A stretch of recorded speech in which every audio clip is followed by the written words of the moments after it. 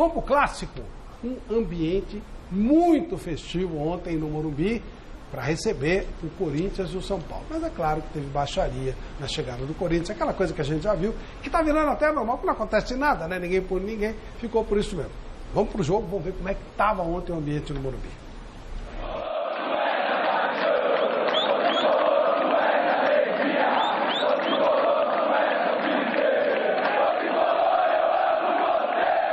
A multidão são paulina faz festa do lado de fora do Morumbi.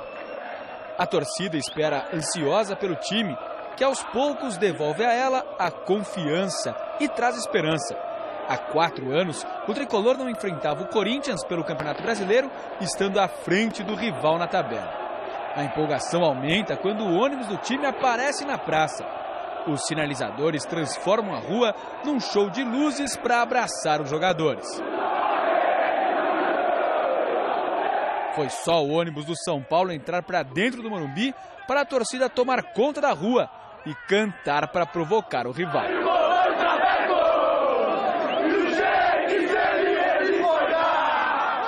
O problema é que ainda faltava o Corinthians chegar e toca a cavalaria entrar em ação para abrir espaço de novo. Corajoso, o timão chega com o ônibus envelopado com as cores e o símbolo do clube. A recepção não tem nada de calorosa. Uma das janelas foi atingida por pedras. O vidro chegou a trincar, mas não quebrou para a sorte de quem estava dentro do veículo. O vandalismo ficou do lado de fora. Dentro do estádio, a torcida única São Paulina empurra o time que há muito tempo não entrava no clássico contra o Corinthians como favorito. O momento do tricolor, vice-líder do Brasileirão, é muito melhor do que o do adversário. Melhor hora impossível para tentar enterrar o péssimo retrospecto dos últimos anos no Majestoso. A última lembrança é ruim. O São Paulo estava eliminando o Corinthians na semifinal do Campeonato Paulista, mas Rodriguinho marcou aos 47 do segundo tempo, levou a decisão para os pênaltis e o tricolor acabou eliminado. Mas no reencontro entre os dois clubes, o último algoz está de saída. Negociado com o Pirâmides do Egito, Rodriguinho se despediu do Corinthians. É um mercado que está se abrindo novo, né? Tanto que alguns brasileiros já estão lá. É um novo desafio que eu vou enfrentar. E realmente a parte financeira não tem jeito, né? Pesa bastante a minha independência, da minha família. Então, eu vou encarar esse novo desafio. No adeus, Rodriguinho esteve longe de seus melhores momentos. Foi incapaz de mudar a história do jogo e viu seu time ser derrotado pelo São Paulo. Não é essa derrota que vai apagar toda a história que eu construí aqui. Com títulos, com a alegria de jogar e de vestir essa camisa. Por isso que meu coração está tão apertado, né? De ter que sair de um lugar que eu fui muito feliz, que eu fiz muitos amigos, que eu tenho uma família aqui dentro, então eu fico até emocionado, né, de estar falando isso e de estar me despedindo agora. Quem brilhou no clássico foi Reinaldo. Escalado como ponta no lugar de Everton, o lateral fez a diferença com 2 gols. O primeiro foi um golaço e no outro ele contou com a ajuda de Cássio. Você já tinha feito 2 gols alguma vez, Reinaldo? Já tinha feito lá no começo da carreira, lá no Penapolense, Série A3. Já tinha feito 2 gols já, então. Mas 2 gols com mais de 60 mil ainda não, então é muito emocionante. Reinaldo foi o grande personagem do clássico.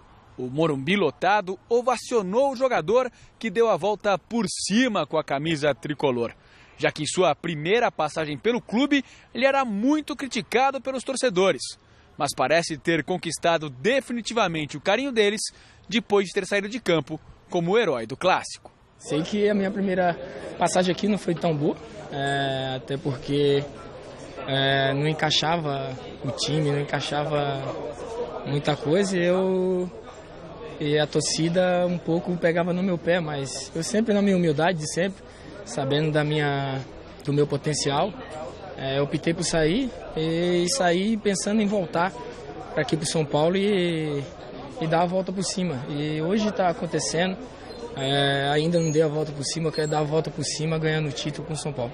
Reinaldo na rede! Quanto pagará o São Paulo pelos ensinamentos na Ponte Preta? Sim, porque ele saiu do São Paulo, a torcida disse que ele não servia para nada, voltou depois de passar pela Ponte. Passou pela Chapecoense também. Na Ponte ele jogou... Ele fez uma boa campanha na Chapecoense no passado. Na Ponte também, muito bem, fez gol de falta, fez tudo. De novo, bate os laterais lá dentro. Não adianta ficar ouvindo torcida, conselheiros, coisas que o cara não sabe nada. O torcedor é passional, normal, tem que ser torcedor. E o conselheiro não entende nada, ele normalmente está falando que tem interesse, um cara dele que ele quer colocar no lugar e tal. E aí você perde jogadores. Por sorte, o Reinaldo voltou. E ontem ele jogou de meia, não jogou nem de lateral. Lateral jogou Edmar. Sim. Então, é complicado. Você, sabe, queima-se jogadores assim aos montes. Aos montes. Por causa dessa história de ouvir torcida uniformizada. É que o Júnior Tavares deu, né, a brecha pro Reinaldo, né? Porque o Júnior Tavares, eu tava falando com o Fernando Diniz aqui agora, e com o Vampeta. O Júnior Tavares joga muita bola. Tá na Itália, né? É que ele é meio pneu da cabeça, assim, Itália, é meio zureta, mas ele joga muita bola. Tanto é que ele foi pra Sampdoria. Foi. Né? Ele joga muito mais que o Reinaldo, só que o Reinaldo ontem fez uma partida primorosa. Foi, Reinaldo antes do Nascimento. Outra coisa não tava... Foi bem o Aguirre, hein, Fernando? Muito bem. O time está ganhando confiança do São Paulo, vai ser candidato aí. Agora que não tem mais parada, é um time muito sólido defensivamente e tem muitos bons jogadores. Jogadores acostumados à decisão. O Nenê, Diego Souza e a contratação do Everton do Flamengo, acho que foi assim pontual. Acertou muito o time. Tem jogadores jovens, sempre tem o São Paulo para serem lançados, então a zaga é muito firme. É um time que sofre muito pouco o São Paulo. Tem um padrão um pouco parecido, por incrível que pareça, do que tinha o Corinthians. Um time que se defende muito bem e quando se propõe a atacar tem jogadores de altíssima qualidade que podem decidir o jogo a qualquer momento. O Aguirre está pedindo um volante, né? Está pedindo um volante. Mas o São Paulo acho que deu uma sorte, porque só perdeu jogador dispensável. Não perdeu nenhum jogador que, poxa, que tragédia. Na verdade não perdeu, se livrou. Isso. Do Cueva, perdeu o Cueva, se livrou do Cueva. Então saíram 5 jogadores. E pode ver que ninguém chorou lá no Morumbi. E tem uma outra coisa, ele está gostando de ter um número reduzido, não é aquela fartura de jogadores. Então não tem jogador sobrando. Precisa de uma coisa pontual, que é um volante que ele está querendo. Está fazendo um trabalho ótimo. Eu guardei uma frase do Marco Aurélio Almeida Cunha, agora que foi diretor de São Paulo, todo mundo sabe quem é, apaixonado pelo São Paulo. Ele falou uma frase que eu guardei, fiquei pensando, falei, boa frase essa. Ele disse que o Aguirre é o mais Muricy dos técnicos que passaram por São Paulo nos últimos tempos. Pelo sucesso do Muricy no São Paulo. Não, e a maneira até. Né? Olha, as pessoas não lembram, mas o gol mais emocionante da história da Libertadores foi feito pelo Diego Aguirre quando ele era centroavante no Uruguai. Foi numa prorrogação, no último minuto da prorrogação. Ele fez um gol. Eu não lembro se ele jogava pelo Nacional ou pelo Penharol, acho que era pelo Nacional. E ele fez um gol, imagina, no último minuto da prorrogação, uma loucura. É considerado até hoje o gol mais emocionante da história da Libertadores. Então o cara tem pegada. O Hudson também está jogando pra caramba, viu, Flávio? Ninguém falou, o Hudson está bem pra caramba, jogando bem. Quer dizer, conhece Libertadores, o Aguirre. Muito. Sabe qual é outro cara que conhece muito Libertadores? Está sendo xingado, então é bom a gente falar as coisas boas. É o Roger Machado. O Roger Machado é o jogador do... Olha aí, hein? Eu pensei que era outro, eu fui pesquisar. O Roger Machado é o jogador do Grêmio, jogando pelo Grêmio, que mais jogou Libertadores. Mais que Renato Gaúcho. Impressionante. Quer dizer, o cara que mais jogou Libertadores pelo Grêmio, que é um copeiro. O Grêmio é um time copeiro. Ele era muito ligado ao Filipão, né? É isso aí. Próximo. Bola rolando e olha, o São Paulo deu um baile no Corinthians. Fazia tempo que eu não via isso. Tava vendo a hora que eles iam tocar uma valsinha lá para os caras dançarem. Ave Maria, vamos ver.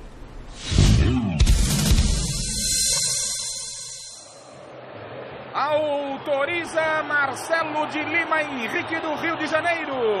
Bola rolando, estádio do Morumbi, lotado Morumbi para São Paulo e Corinthians. É o Brasileirão na Gazeta para você. Vem rápido São Paulo, Nenê se livrou da marcação, caiu, o árbitro mandou seguir. Ainda o São Paulo, Diego Souza bateu, Cássio. René Júnior, o Corinthians é lento. Bola para o Jonas, ele não consegue parar uma bola. Agora recebeu falta, o árbitro mandou seguir. Sobrou do Corinthians ainda, Danilo Avelar, Marquinhos Gabriel no cruzamento. Olha o Jonatas, livre de marcação, bateu para fora do gol! autorizado, Nenê, jogou pro segundo pau, a bola fica pra pequena área, Cássio ficou, olha o gol, não entrou! Quem vem, é Nenê ou é Rojas? É o Nenê, Nenê meteu direto, Cássio, trabalhou bem o Cássio, escanteio batido lá pra dentro, toque de cabeça e o gol! Gol!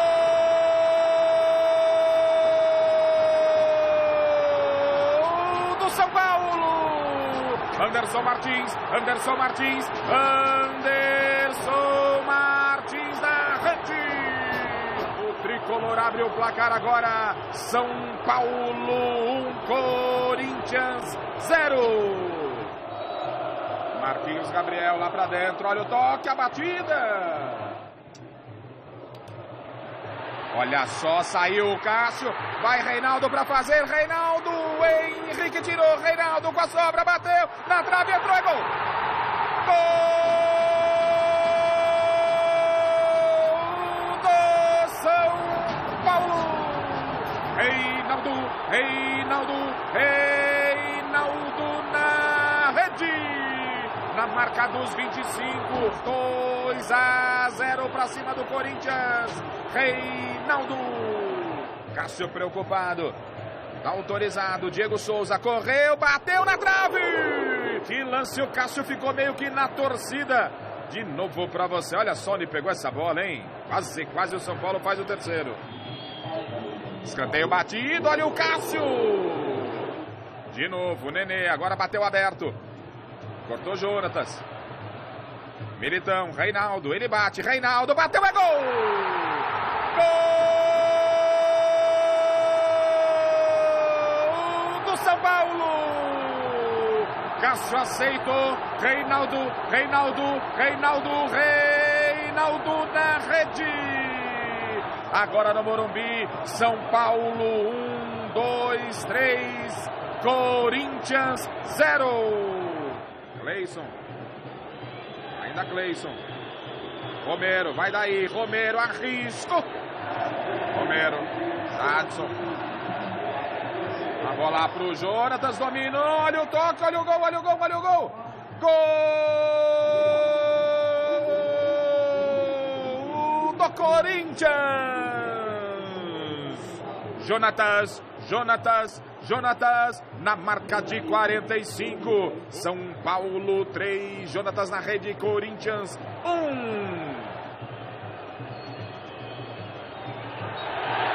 Não há tempo para mais nada no Morumbi, apita Marcelo de Lima Henrique, o São Paulo continua um pontinho atrás do Flamengo, bateu o Corinthians com propriedade, aqui deu São Paulo 3, Corinthians 1.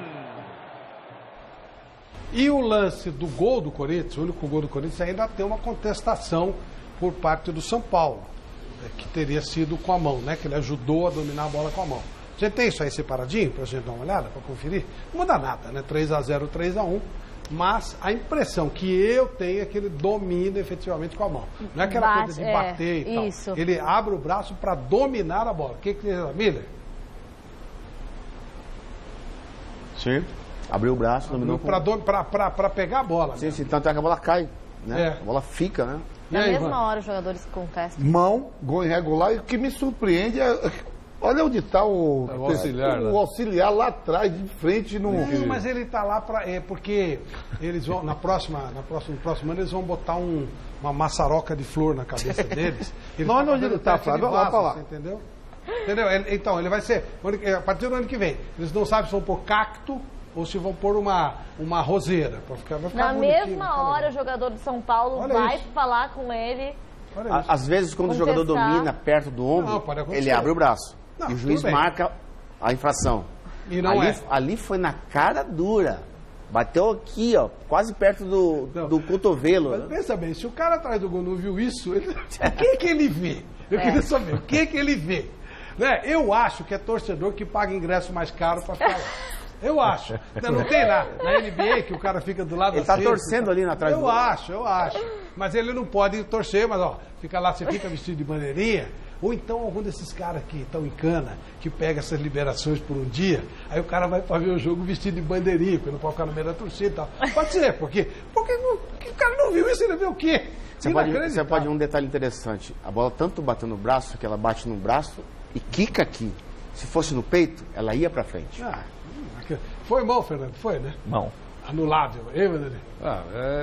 É incrível, né? E tinha gente na arquibancada gritando o VAR, pedindo o VAR. Quer dizer, eu estava ouvindo os caras falando VAR para aquele lugar.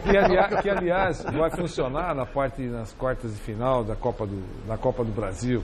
Né? Eles estão treinando e tomara que funcione. É difícil pra caramba. Você tem que olhar na televisão e ver se bateu na mão, se não bateu, ver se a bola tá na mão. Como é o nome daquele lá? É difícil. É um negócio muito difícil. Flávio, sabe o que é fácil? Fazer carro elétrico sem motorista. Olhar, não vai ser. A bola aqui tá linha, foi pra cá, não foi? Tem que olhar pra caramba. É difícil, vai vir lá o italiano que estava em todos os jogos. Aquele cara lá. O rei dos VAR. Não, italiano. Ele ficou todos os jogos da Copa, só dava ele, né? Não, é impressionante. Desculpa meu sadismo, mas você já tá se preparando? Porque tá chegando a hora. Tá aquecendo a voz, tomou bastante água. O Nazi me mandou cantar no Dó maior. Dó maior. Eu que tô com a maior dó de você. É que tá com dó. Dó maior. Não vem com cascata, não, que tem ponta aí. Mas, Fabio, tem uma coisa interessante do time do Aguirre, que antes ele não jogava com praticamente 3 atacantes, né? Não tinha essas referências. Porque todo meia, né, Pedro, Fernando? Todo meia precisa de uma referência lá na frente. Uma referência rápida, para matar o passe dele, né? E hoje o Aguirre tem, né, o Rojas, que joga muito mais que o Marcos Guilherme, e tem o Everton pelo lado esquerdo. Quer dizer, 2 jogadores, assim, que tem uma dinâmica de jogo muito legal, tanto né, na frente quanto atrás. Então, essas opções pro Nenê fica mais fácil. Porque ele só tinha o Diego Souza. O Diego Souza não sabe jogar de costas.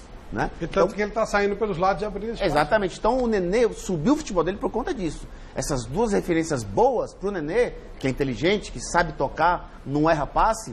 Por isso que o futebol do Nenê e o time do São Paulo se engrenou por conta disso, né?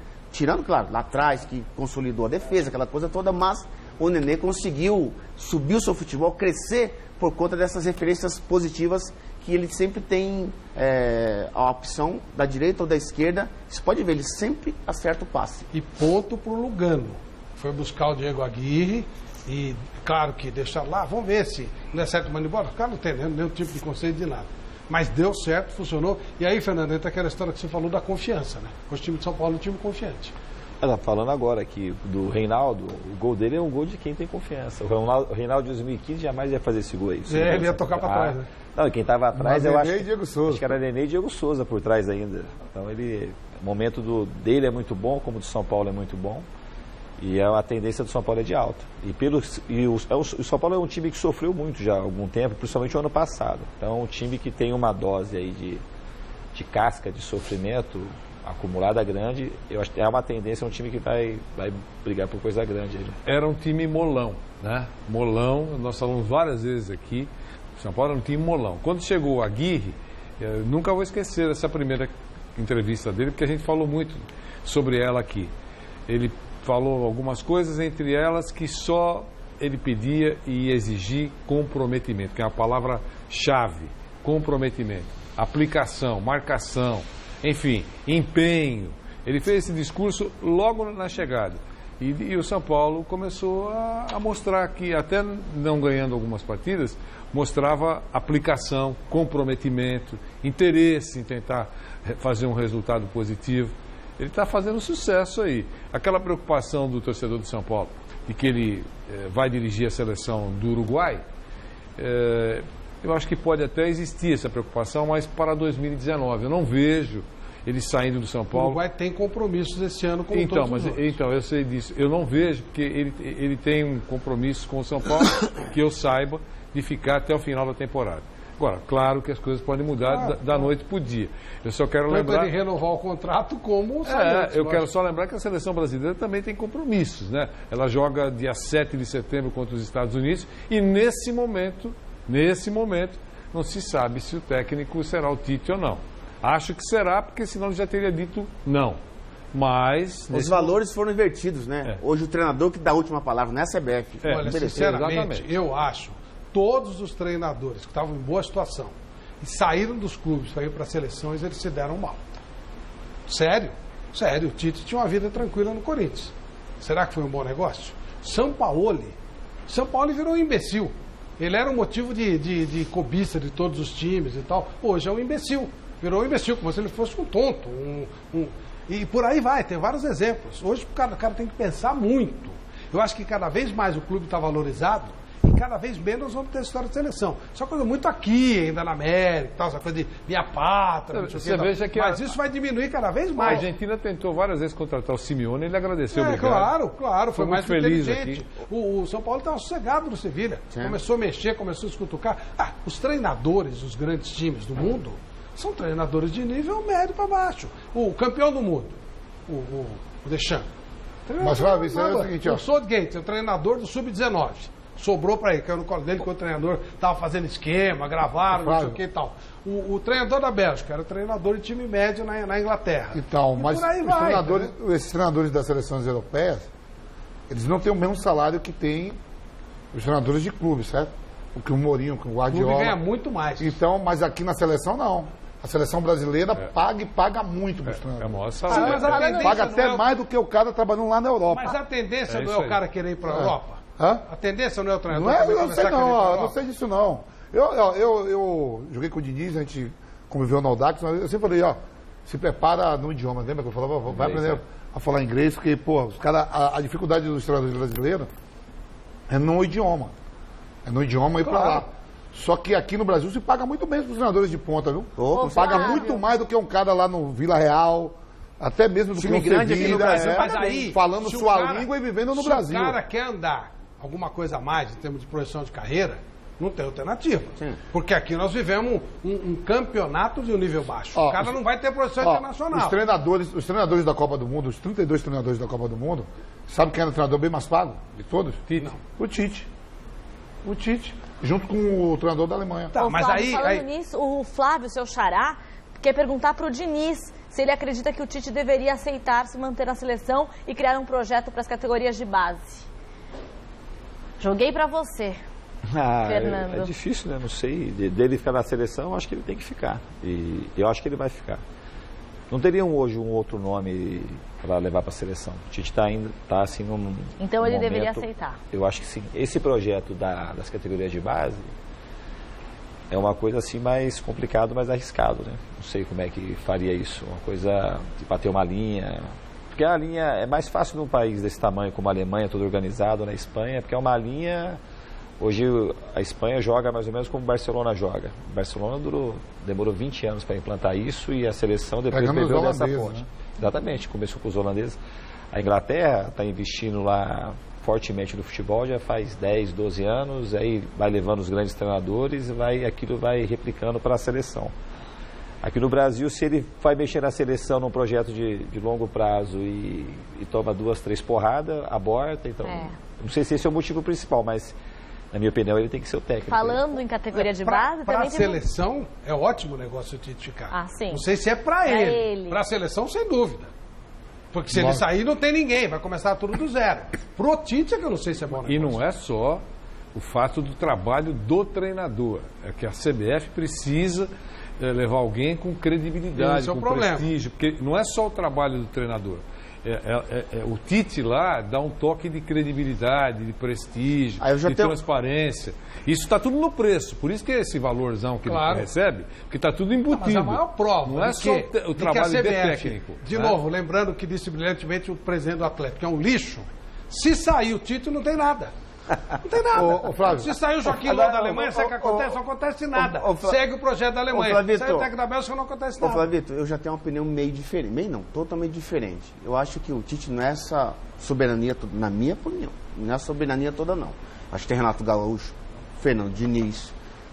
O treinador da Bélgica mesmo é totalmente, você sabe disso, totalmente desconhecido pelos brasileiros. Eu já conhecia, com certeza. Muito bom treinador, inteligentíssimo. E olha o trabalho que ele fez. Então, se a gente não apostar em pessoa... tem um Renato Gaúcho, já foi jogador da Seleção Brasileira, Copa do Mundo. Quer mais credibilidade que essa? Mas o que eu estou dizendo é o seguinte. O que é que se quer da seleção? Não importa, ó, vamos fazer um projeto. Lembra que você falou, Diego Flávio? Aguirre, todo mundo fechado. Então vai ser o Flávio, sistema do Aguirre. lembra que você projeto falou do Fernando, vai jogar todo. Tem que ter alguma. Não tem lembra nada. Que você falou... projeto é o técnico. Ô, Flávio, lembra que você falou do projeto? O projeto da CBF exato. para o treinador com as categorias de base. E não tem aquela nada. harmonia. Não tem nada. Não tem, é o que eu tô dizendo. Quer dizer, o problema arrebenta com o treinador não, mesmo. Não é o Tite. Tipo assim, o Tite saiu todo. Não é o Tite, qualquer nome. O Tite saiu, vem o Renato. Ele pensa diferente de futebol. Sai o. Não é o Renato, é o Fernando. O Fernando pensa diferente. Não pode ser assim. Tem que criar uma estrutura. O Miller, o Vampeta, o Fernando, o Vanderlei, Paulinha, vão fazer um projeto para a seleção. Qual é o projeto? Vou jogar assim, assim, assim, o sistema mais ou menos aqui. Começa no sub-9, sub-11, e vem trazendo. E aí, o Fernando assume no primeiro ano. Aí o Fernando recebe uma proposta do Real Madrid, vai para o Real Madrid. O Vampeta assume, não tem problema. O Vampeta recebe uma proposta do Chelsea, o Miller assume. A Paulinha, e assim vai. É assim que funciona na Bélgica, na Alemanha, na Espanha, na Inglaterra, na França. E aqui não tem nada. Aqui você tem o Tite. Ó, por exemplo, o Tite, né? Ficou 2 anos. Ele não pegou no começo para a Copa do Mundo, né? Foi o Dunga, o Tite vem. Isso. Por exemplo, eu já joguei final de Campeonato Brasileiro em 98 contra o Miller. Eu joguei ao lado do Diniz, eu joguei contra o Diniz. Você pega uma competição que tem, antes não era ponto corrido, semifinal, final, você vence, durante a competição você perde jogos, você ganha, passa um momento ruim, daqui a pouco você recupera, classifica entre os 8, vem semifinal, os mata-mata, aí você perde a partida final, há uma dor, mas não é uma dor muito grande, porque você já perdeu dentro da competição. O Tite deve estar muito sentido que ele vem no trabalho na seleção, classificou, depois da anfitriã Rússia, a primeira seleção a classificar foi o Brasil, onde eu achava que o Brasil não ia para a Copa. E vem ganhando. Aí, num jogo, no primeiro tempo, o Brasil é eliminado. E aí está se pensando se fica ou não se fica se dá o sim ou não. Olha como é que é a seleção. Mas ainda assim, ele nesse momento que ele está nessa fase, antes de responder, deve estar passando pela cabeça dele muita coisa que precisa ser... Se eu perder a Copa América... Não, muita coisa que precisa não repetir. Porque depois que se perde uma classificação, é que a gente sabe que muitas coisas foram erradas. Convocações, por exemplo, será que ele repetiria as mesmas convocações? Será que ele teria no banco as mesmas alternativas que ele levou para lá? Quase impossível o cara que assumir agora, Tito, seja lá quem for, não chega na Copa. Será que ele não teria mais nada para falar para o Neymar? O grande jogador dele, será que ele recebeu do Neymar todo o apoio que ele deveria receber? Não é jogando futebol, é o apoio de não criar problemas, de ajudar a ter um caminho asfaltado para o treinador. Mas você não acha que jogar com a Bélgica 10 vezes perde 9? Flávio... Com apoio ou sem apoio? O time da Bélgica é melhor, é mais desestruturado, é um trabalho antigo. Mas não é possível. Não é possível que você ache que todo o trabalho que foi feito na seleção foi um trabalho perfeito. Então, ele tem coisa para corrigir. Não, eu concordo. Mas ao contrário, eu acho que não há trabalho. Só estamos falando isso porque a seleção foi embora. Frustrou a expectativa. E quando se perde, se vaza tudo. Lógico. Tudo, aí que você vai mostrar daqui a pouquinho, está aí o caso Neymar. Por exemplo, eu vi a entrevista do Bruno lá, o Bruno Maziotti, né? Maziotti. Falou que o Tite falou, não usei o Fred, que a imprensa questionou. Por que você não usou o Fred? Não, porque eu tornozelo, não podia. Aí o Bruno já vai na outra emissora e fala, não, estava apto para jogar. Não foi problema médico, foi problema técnico. Mas aí já começa a fazer as coisas. Olha o que nós estamos discutindo. Se o tornozelo não tem nada, não tem estrutura, mas faz não tem parte nada. de uma Copa do Mundo. Se o Neymar, se desse um beijinho no Neymar, mudava, perdia de novo da Bélgica. Não, mas então... não existe nada. É muito vazio, se o Tite sair, não tem nada. Isso é ridículo. Não, isso é verdade. Se o Tite sair, ninguém sabe quem vai ser o treinador. Então, isso é que é ridículo. Aí vem aquelas enquetes. Se sai o Roberto Fernandes da Bélgica, assume outro e vai seguir igual. O senhor Joaquim Low sai, tanto que a Alemanha foi eliminada, o Joaquim Low seguiu. Entrou no Renovou o contrato. Antes da Copa ele já tinha renovado. Aquele presidente da Federação Espanhola não faz o que fez, a Espanha ganhava com os pés nas costas. Tem um trabalho, esse é o ponto, o Brasil não tem nada, ele depende do Tite. Ou vai depender do Cuca, ou vai depender do Roger, vai depender do Fernando. Não dá, é muito pequeno. A CBF ganha um caminhão de dinheiro, a CBF ganhou 16 milhões com o dedo. Para onde vai esse dinheiro? Não dá para parar de comprar os presidentes das federações, de investir na base, botar moleque para treinar. Agora eu vou, Flávio, mas o Flávio, jogador de seleção, quando ele sabe aí, ó, a CBF não deixa votar nada não, viu? Tudo bem, falta jogador. A CBF dá tudo do bom e do melhor. Falta os meninos da base que não apareceram para jogar. Faltou. Eu estou falando de até brinquei. Ontem apareceu um menino lá, um jogador, Birimbau. Quem era o Birimbau? 22, 3 anos. Jogava na Várzea. Jogava na Várzea, trabalhava no supermercado, se eu não me engano, esse menino poderia desaparecer. E tem um monte de birimbau solto por aí que não joga bola. Ô, Flávio, a CBF, ela por muitos anos terceirizou a base. Muitos anos terceirizou a base.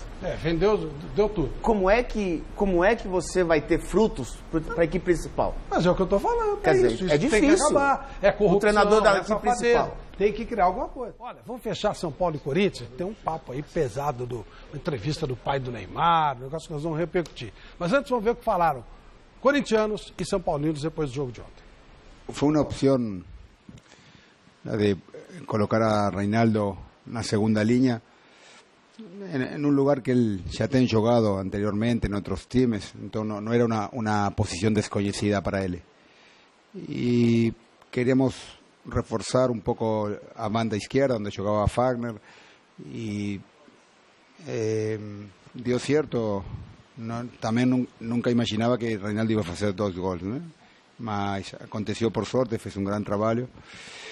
Y cuando você faz una mudanza que el time gana y da cierto, normalmente el entrenador tiene la razón, mas si tirábamos perdido el juego, seguramente se iba a hablar que era un planteamiento muy defensivo, cosas que marcan el ganar o perder. Entonces, estoy feliz porque el time respondió, porque Reinaldo jugó bien y bueno, tenemos que continuar por esse camino que por agora está cada vez melhor. Dá para dizer nesse momento, São Paulo briga pelo título do Campeonato Nacional, é o candidato, é um dos candidatos? No me gusta falar ni de candidato, ni de favorito, ni de nada de eso. Si você ve agora na Copa del Mundo, cuántos favoritos, cuántos candidatos ficaron fuera, que Alemania, que España, que Argentina, un por un fueron ficando fuera, eran todos favoritos. Então, eu não prefiro não falar isso. O professor Aguirre tinha comentado, né? A gente acompanha a Copa do Mundo, ele tem nos passado alguns dados que muitos jogos foram decididos de bola parada. Ele sempre estava cobrando a gente que jogos como esse, né? Jogos difíceis contra equipes fortes, como a do Corinthians, isso poderia fazer a diferença, né? E graças a Deus os treinamentos deram resultado e a gente conseguiu fazer um gol importante ali que nos deu uma tranquilidade dentro do jogo e depois conseguimos construir o resultado. Você explica a manutenção do Marquinhos Gabriel como titular, por favor. Marquinhos Gabriel no jogo passado não iniciou a partida como titular, então não é uma manutenção. Concorda comigo? É uma estratégia para esse jogo. Nós percebemos que o Matheus Vital tinha uma característica diferente, um jogo mais combinado pelo meio, e a gente percebendo a característica de jogo dos laterais do São Paulo, a gente achava que um jogador de profundidade nos daria uma possibilidade maior de ter as transições mais eficientes. Efetivamente não funcionou do jeito que a gente esperava. O quanto de repente te preocupa para você poder realizar um trabalho a longo prazo com a cultura que existe hoje no futebol, que o treinador depende de resultado e todos os problemas que você tem para armar uma equipe? Realmente um trabalho facilita a continuidade, o desenvolvimento, né, a afirmação desse trabalho com bons resultados. É claro que a gente tem que, como eu falei nas perguntas, né, tem que se adaptar, tem que se reinventar a equipe, reinventar as nossas ideias, sem ferir muito aquilo que a gente já colocou como padrão. Quem é reserva teve os mesmos treinamentos de quem era titular. Então a gente tem que ter esse senso de que os resultados são importantes e a gente vai ter que ir em busca deles. Corinthians, a direção composta por você liderando, terá paciência com o trabalho do Osmar Loss? Com certeza, apesar de vocês não quererem. Você mesmo disse que você assumiu o Corinthians para sanear. Não dá para fazer loucuras como outros presidentes fizeram. É por aí. Você quer que o Corinthians pague a conta ou não pague a conta? Isso faz parte. Se eu contrato jogador de 10 milhões, 15 milhões, daqui a um ano vocês vão falar, tá vendo? Também gastou um monte de... Então é difícil. É difícil repor, né, André? É difícil repor sempre. Nós perdemos já vários jogadores e repomos. É só ter paciência. Estamos olhando o mercado, nunca paramos de olhar o mercado. O Corinthians não deixou de olhar agora. Contratar, vamos esperar o que aparece. Mas que o Corinthians está vendendo mais barato que os outros, tá. Bem mais barato. Ô, Flávio, com relação ao Corinthians, ontem, eu acho que o Cássio, no gol do Reinaldo, ele falhou. Falhou. Porque fez um jogo maravilhoso com o Botafogo, mas ontem ele perfeito, foi decisivo contra o Botafogo. Foi. Ontem, especificamente falando, o Henrique estava na bola. Ele se precipitou e saiu, e aí resultou no gol do Reinaldo. Então ele falhou em 2 gols ontem e o São Paulo, como você disse, atropelou o Corinthians.